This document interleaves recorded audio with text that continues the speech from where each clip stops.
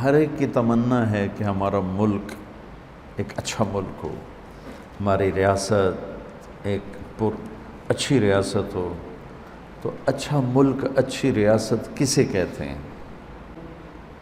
3 شعبے ہیں جو صحیح اپنے آپ کو کرنے کی کوشش کریں گے تو امن قائم ہوگا۔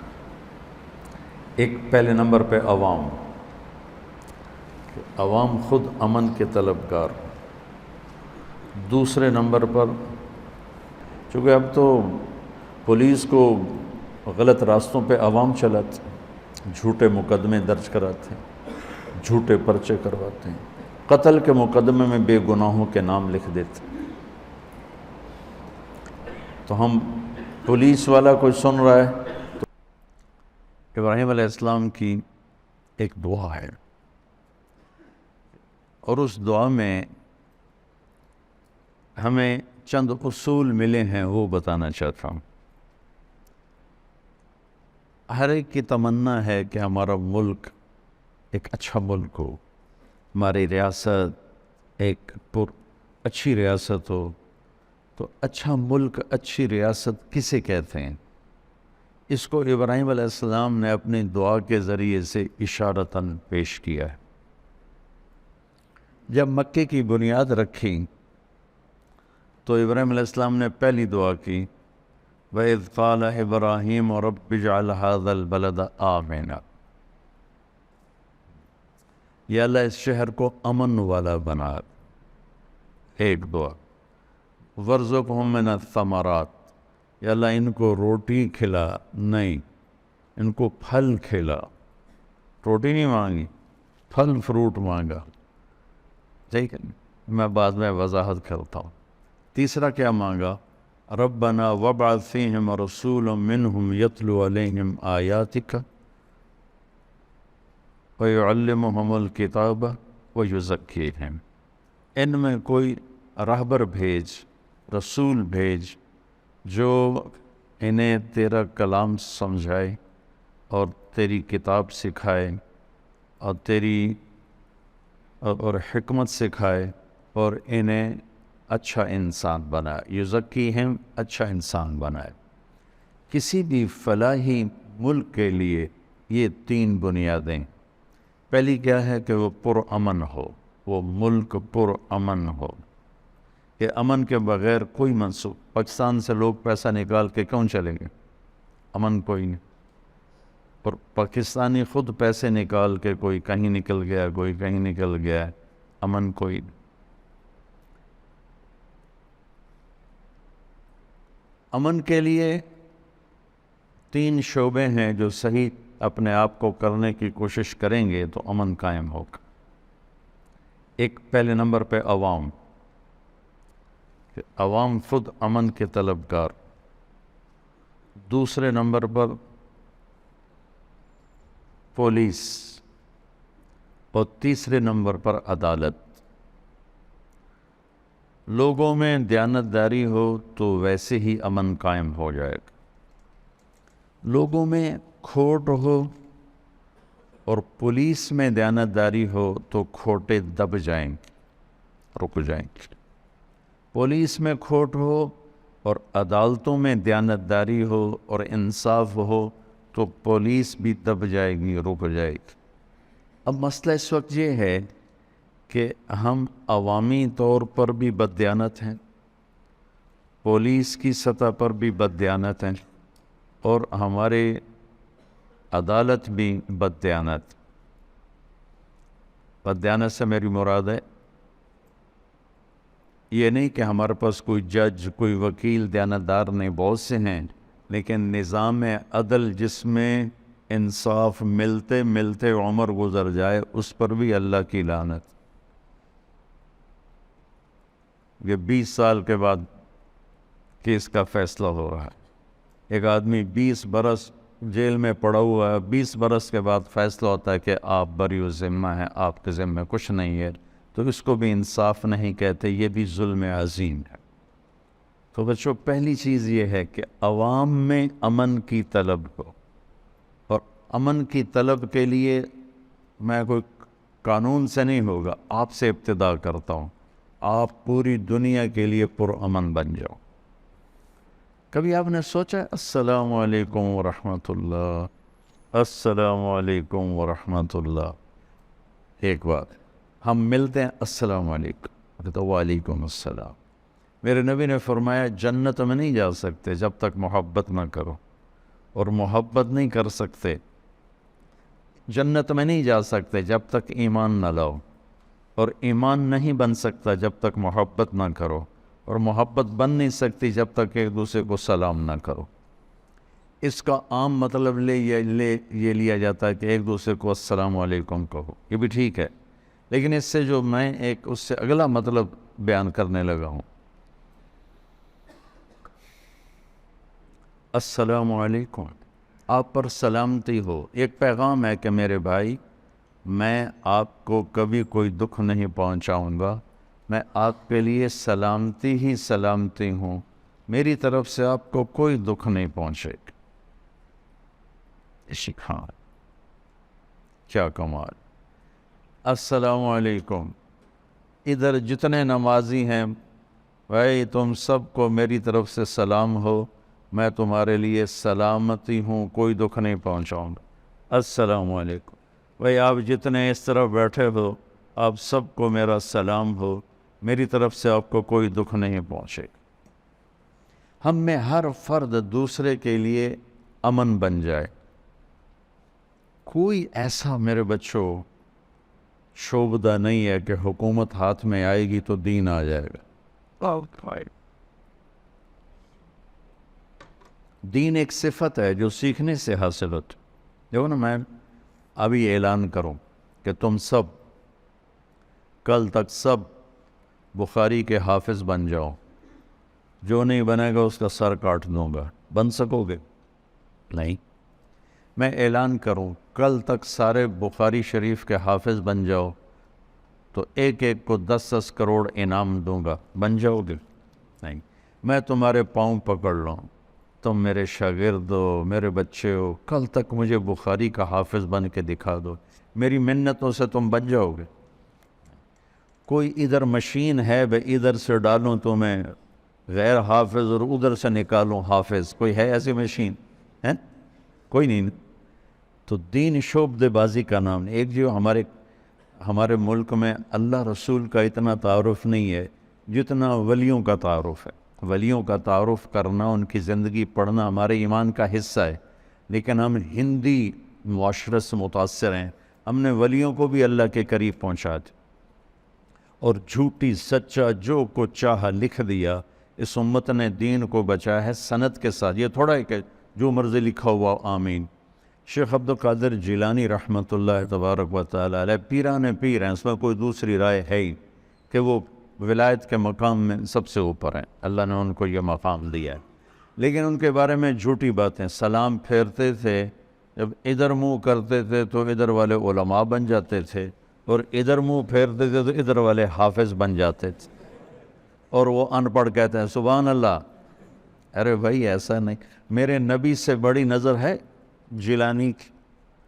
قطب سبحانی، پیران پیر، جتنے ٹائٹل دو تھوڑے ہیں، لیکن میرے نبی کے سامنے تو وہ ایک تنکے کی حیثیت نہیں رکھتے ہیں۔ ساری ان کا ولایت تو بہت چھوٹی چیز ہے، سارے انبیاء اکٹھے ہو جائیں تو میرے نبی کے سامنے کیا ہیں؟ کچھ بھی نہیں۔ تو میرے نبی سلام پھیرتے تو عالم بنا دیتے، ادھر سلام پھیرتے تو حافظ بنا دیتے، آپ نے تو کیا نہیں تو یہ پیران پیر کیسے کر دیا؟ یہ اس قسم کے جھوٹے قصوں نے وہ دین کا حلیہ بگاڑ دیا، دین کی شکل بگاڑ دی۔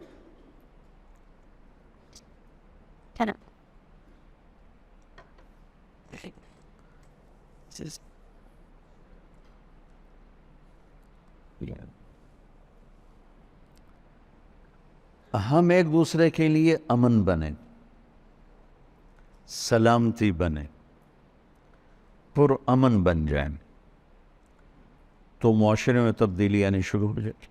کوئی ایسا پھوکا نہیں، دم نہیں، درود نہیں، حکومت نہیں۔ میرے نبی نے کس طرح آہستہ آہستہ آہستہ 23 سال میں امت بنائی، آتے ہی نہیں ایک نظر ڈالو اور یہ ہو جائے وہ ہو جائے، یہ سب ایسی کچی باتیں ہیں۔ نظر کا اثر ہے، صحبت کا اثر ہے، صحبت کی تاثیر ہے، کوئی شک نہیں۔ نظر پڑ کے لوگوں کی زندگیاں پلٹ جاتی ہیں، کوئی شک نہیں، لیکن اس کو بچانے کے لیے، اس زندگی پہ باقی رہنے کے لیے جان مارنی پڑتی ہے، تب جا کے وہ باقی رہتا ہے، ورنہ یوں ہاتھوں سے اڑ جاتا۔ تو اس ملک کو اگر ہم پرامن بنانا چاہتے ہیں تو آپ پرامن ہو جائیں، اور آپ کے لیے پرامن ہونے کی بات یہ ہے کہ فرقہ واریت کی آگ لگانا چھوڑ دیں۔ ہم نے علماء دیوبند سے پڑھا ہے، ہم ان کی تحقیق پر راضی ہیں، مطمئن ہیں، لیکن ہم باقی تمام مکاتب فکر کے علماء کی اور ان کی ترجیحات کی عزت کرتے ہیں، احترام کرتے ہیں، اور ان کو ہم مسلمان سمجھ کر اپنا بھائی سمجھتے۔ وہ ہمیں کافر کہیں تو ہم انہیں معذور سمجھتے، وہ ہمیں گستاخ رسول کہیں تو ہم انہیں معذور سمجھتے، وہ ہمارے سلام کا جواب بھی نہیں دیتے، ہم انہیں معذور سمجھتے ہیں کہ ان کو ہمارے بارے میں غلط فہمی ہے۔ اس غلط فہمی کو ہم ضد کے ساتھ دور نہیں کریں گے، محبت کے ساتھ دور کریں۔ گالی کا جواب گالی نہیں ہوتا۔ مولانا اسعد بن حسین احمد مدنی، ٹھیک ہے، سمجھ میں آ گیا نام؟ 1972 میں پاکستان آئے۔ میں رائمنڈ سے پہلے تو لمبے پڑھتا رہا، جو اب ہمارے پاس ہے مدرسہ۔ وہ ملتان آئے تو ہم سارے گئے ان کا بیان سننے۔ 70 کی دہائی خطابت کا سورج چمک رہا تھا، اب تو خطیب ہی کوئی نہیں رہے، خطابت مجمع لگ جاتے تھے، تو سارے خطیب سامنے بیٹھے، پہلی رو میں سب بڑے بڑے خطیب، ہماری زبان میں کہتے ہیں ٹھکن خطیب، خطیب بڑا ٹھکن ذمہ دار، خطیب بڑا ٹھکن پہلوان، سارے، ضیاء القاسمی، عبد المجید ندیم اور عبد الشکور دین پوری، لقمان علی پوری، اور سورے۔ تو سنو، مجھے دیکھو، انہوں نے یوں کہا، جتنا تم لوگوں نے ہمیں نقصان پہنچایا ہے اتنا غیروں نے بھی نہیں پہنچایا۔ میں گواہ ہوں، سمعتہ اذنایا ووعاہ قلبی، میرے کانوں نے سنا، میری آنکھوں نے دیکھا، میرے دل نے اس کو محفوظ کیا۔ جتنا تم لوگوں نے ہمیں نقصان پہنچایا ہے اتنا غیروں نے بھی نہیں، کہ تم گالی کا جواب گالی سے دیتے ہو اور ہمارے اکابر گالی کا جواب دعا سے دیتے تھے۔ یہ تم میں چاہتا ہوں، ہم اس ملک میں پرامن بن جائیں، غیبت چھوڑ دیں، جھوٹ چھوڑ دیں، بددیانتی چھوڑ دیں، تاجر ہیں ملاوٹ چھوڑ دیں، کھوٹ چھوڑ دیں، افسر ہیں رشوت چھوڑ دیں، حکومت کو لوٹنا چھوڑ دیں، لوگوں کو لوٹنا چھوڑ دیں، مزدور ہیں اپنی مزدوری میں ڈنڈی نہ ماریں، مستری ہیں وہ مستری ہی کیا جو ایک دن کا کام ایک مہینے میں نہ کرے، یہ ان مستریوں میں مشہور ہے۔ تو مستری وہ جڑا ایک دن دا کام ایک مہینے چ کرے۔ تو جس شعبے سے متعلق ہیں، سچائی، دیانتداری، انصاف، اس کو لیا، تو ہم اپنی ذات سے شروع کریں۔ ملک پرامن ہوگا تو آگے نظام چلے گا۔ جب ہم پرامن ہوں گے تو 1/3 معاملہ نہیں بلکہ 1/2 معاملہ حل ہو جائے، چونکہ اب تو پولیس کو غلط راستوں پہ عوام چلاتے، جھوٹے مقدمے درج کراتے ہیں، جھوٹے پرچے کرواتے ہیں، قتل کے مقدمے میں بے گناہوں کے نام لکھ دیتے۔ تو ہم پولیس والا کوئی سن رہا ہے تو غلط FIR کاٹنا چھوڑ دو، کوئی وکیل سن رہا ہے تو وہ غلط مقدمے لینا چھوڑ دے، کوئی جج سن رہا ہے تو اپنے قلم کو بیچے نہیں، ان قریب اس کے قلم کی قیمت اللہ لگائے گا کہ 1 دن کا عدل 60 سال کی عبادت کے برابر ہے۔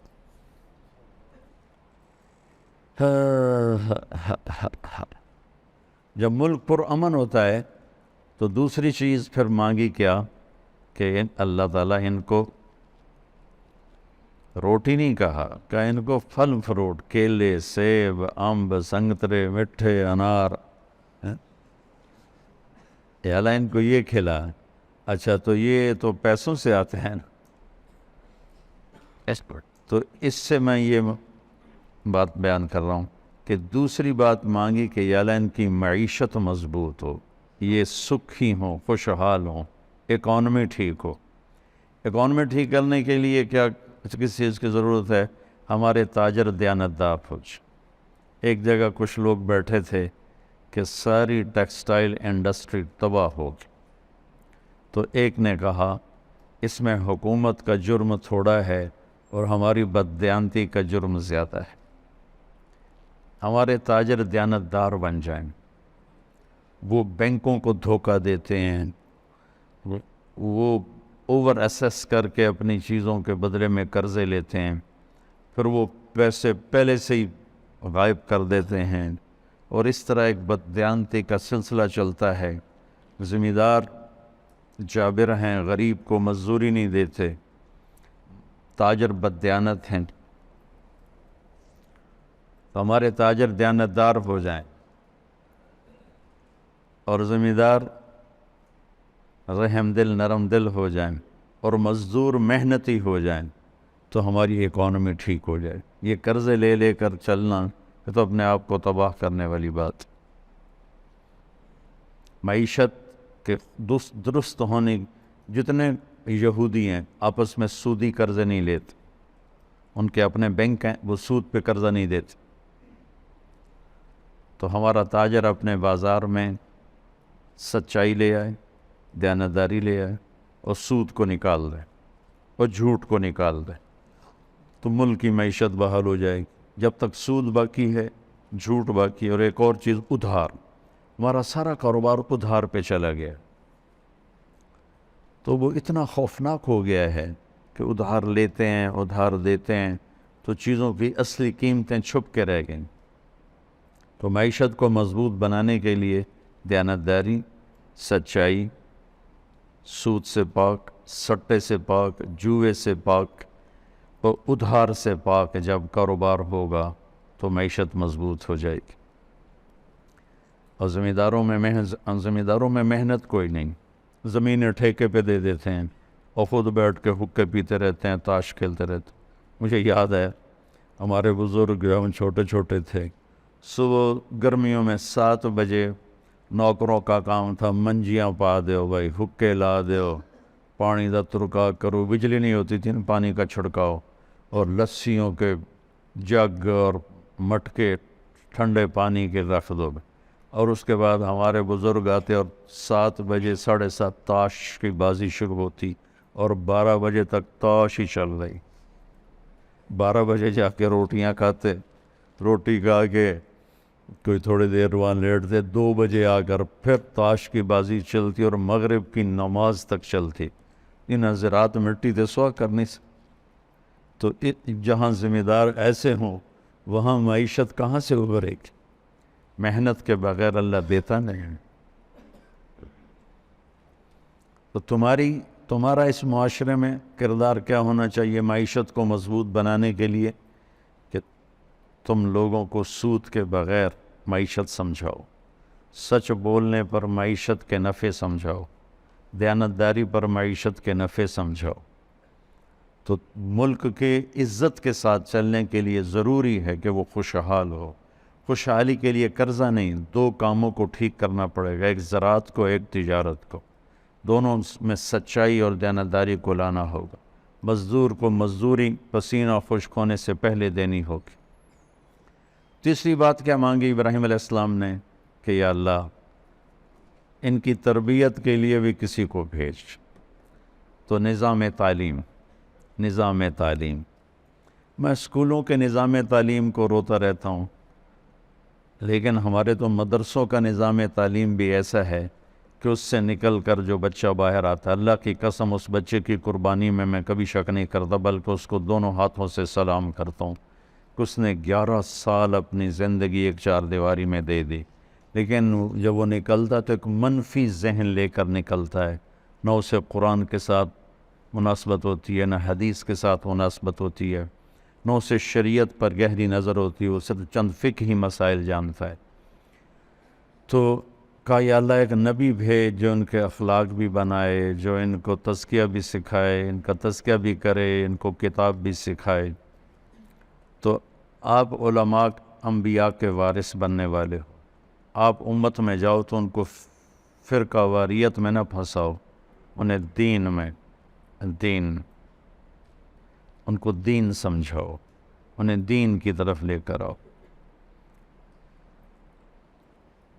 ایک پرانی بات ہے، ایک پروفیسر رائمنڈ آیا اور چلنا شروع کیا، پھر مجھے ملے، کہنے لگے میں رائمنڈ آیا اور 1 ہفتہ میں چپکے سے رہا، تشکیل نہیں کرائی، اور ہر مجلس کو میں نے اٹینڈ کیا کہ کسی مجلس میں مجھے کوئی فرقہ واریت کی بات ملے، لیکن 7 دن میں ایک مجلس میں بھی کسی فرقے کے خلاف جب میں نے بات نہیں سنی تو پھر میں نے چلہ لگایا۔ میں نے کہا تم تو 7 دن کہہ رہے ہو، میں نے 7 سال رائمنڈ میں پڑھا، میں اپنے استادوں کو جو مر گئے ان کے لیے دعا گو ہوں، اللہ ان کے درجے بلند کرے، جو زندہ ہیں میں ان کے پاؤں چومتا ہوں، کہ میں قسم اٹھا کے کہتا ہوں 7 سال میں ہمارے استادوں نے کبھی بھی بریلوی کے خلاف، شیعہ کے خلاف، وہابی کے خلاف، غیر مقلد کے خلاف ایک لفظ نہیں بولے، ایک لفظ۔ انہوں نے ہمارے ذہنوں کی تختی صاف کی اور اس میں کوئی منفی چیز لکھنے نہیں دی۔ یہی میں تم میں چاہتا کہ اللہ کرے تم میں سے زہریلے نہ بنو، دیوبندیت تمہارے بنیان کی طرح ہو اور امت پناہ تمہارے کرتے کی طرح، کہ سب کو سینے سے لگے۔ یہ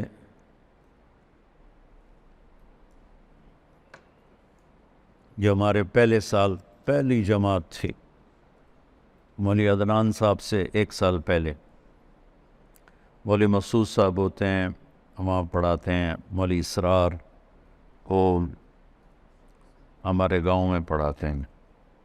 میں انہیں سبق پڑھانے ان کے کمرے میں گیا، یہ ادھر پہلا کمرہ، تو تاریخ میرا ذوق ہے، میں پاگلوں کی طرح تاریخ پڑھتا ہوں۔ تو ایک کتاب ریک میں لگی ہوئی تھی اور تھوڑا سا باہر تھی ایسے، تو میری نظر پڑی فتوحات، تو میں نے کہا شاید یہ کسی فاتح کی کتاب ہے تاریخی، تو میں نے جلدی سے نکالی، تو میں نے دیکھا لکھا تھا فتوحات صفدر۔ تو نیچے میں نے پڑھا نہیں، تو میرے جی میں آیا کہ صفدر تو کوئی فاتح نہیں گزرا، کیونکہ دنیا کے جتنے بڑے فاتح ہیں اللہ کا فضل ہے، مجھے ان کے نام یاد ہیں۔ ان کی چنگیز خان کی بیوی کا نام برتائی بیگم تھا، ہلاکو خان کی بیوی کا نام دوقوزہ تھا، اور ہلاکو کے بڑے بیٹے کا نام تھا جوجی، وہ حرام کا تھا لیکن اس کو سلطنت میں حصہ دیا، اور چھوٹے کا نام تھا اغدائی، اور اس سے چھوٹا تھا چغتائی، اس سے چھوٹا تھا طولوئی، اور جوجی کا بیٹا تھا اباکا، اور اباکا کا بیٹا تھا برکا۔ مجھے یوں ان کے نام یاد۔ تو اب میں کوئی مطالعہ کر کے تھوڑا ہی آیا ہوں، میں نے کہا صفدر کون سا فاتح، نام فتوحات صفدر۔ تو پھر میں نے اندر دیکھا تو میں نے اپنا سر پیٹ لیا، وہ امین صفدر کو کاڑوی صاحب نے جو غیر مقلدوں سے مناظرے کیے، وہ کتاب بنی ہوئی تھی، اور فتوحات صفدر۔ اگر سبحان اللہ، واہ واہ کیا علم ہے کہ مسلمانوں سے لڑائی کو فتوحات۔ بھلا مناظرے کرنا بھی کوئی دین کا کام؟ مناظرے کرنا تو نری کی نری تباہی اور بربادی کا کام، چونکہ ہمارے علماء تاریخ نہیں پڑھتے اور ان کو واہ واہ کرنے والے ہر جگہ مل جاتے ہیں، اور واہ واہ کرنے والوں کا تو حال ہی ہے۔ ایک پیر صاحب سے ہم ملنے گئے، بڑے پیر صاحب، لاکھوں مرید اور بڑے نیک، ایسا نہیں کہ کوئی جاہل، بڑے عالم فاضل۔ تو وہ تشریف فرما تھے، ان کے مریدین بھی تھے، ہم بھی تھے۔ تو اب وہ کچھ کہنے لگے، تو واللہ میں آپ کو صحیح بتا رہا ہوں، میں آنکھوں سے دیکھا، کانوں سے سنا، وہ کہنے لگے وہ، اس کے بعد کچھ کہنا تھا تو انہوں نے بھی اتنا ہی کہا وہ، ان کا مرید بولے سبحان اللہ سبحان اللہ. میں کہا تھوڑی بیڑی بڑھے کو پیر نو بولن دا کچھ نام رہ دو. سبحان اللہ.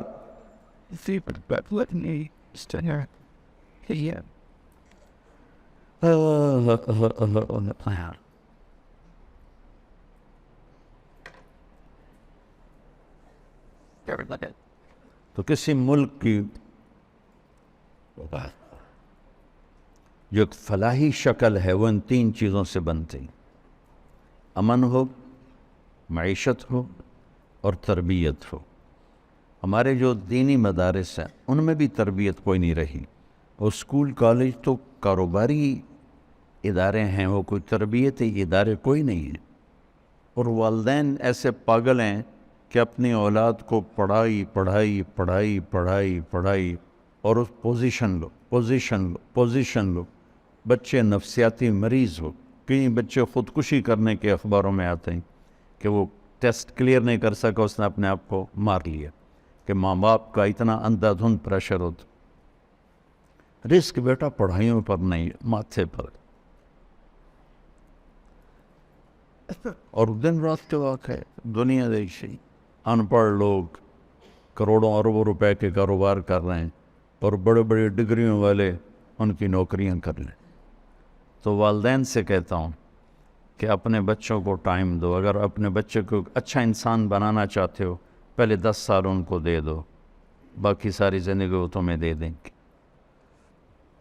تو یہ چند باتیں اور بھی ہیں، لیکن آج میرا سر ساتھ نہیں دے رہا، تو آج اسی پہ اکتفا کرتے ہیں کہ ابراہیم علیہ السلام نے ایک خاکہ پیش کیا ہے کہ اچھا ملک کسے کہتے: امن ہو، اکانومی ہو، علم ہو، تربیت. اللہم لک الحمد کما انت اہلہ فصلی علی محمد کما انت اہلہ وفعل بنا ما انت اہلہ انک اہل التقوی و اہل المغفرہ. یا اللہ، یہ ہمارے درس کا سلسلہ ہمت دے. یا اللہ، سر درد رکاوٹ بن رہا ہے. اے اللہ، میرے سر درد کو دور فرما اور اسے پورا کرنے کی توفیق عطا فرما. ہمارے ان بچوں کو اور جو بھی سن رہے ہیں، جو ہمارے مدارس میں سن رہے ہیں یا باہر سن رہے ہیں، ان سب کو رمضان کی برکت نصیب فرما. پوری امت کو نصیب فرما. پوری امت کو رمضان کی قدردانی نصیب فرما. اس رمضان کو امت کی ہدایت کا، عزت کا، بلندی کا ذریعہ، اس وسیلہ بنا. جہاں جہاں تیرے محبوب کی امت کٹ پٹ کے گئی، ٹکڑے ٹکڑے ہو گئی، انہیں دوبارہ اپنے گھروں میں واپس پہنچا. ان کو عزت والا رزق دے، محفوظ زندگی عطا فرما. یا اللہ، تو ہم سے ان سب سے سننے والوں سے راضی ہو جا. آمین.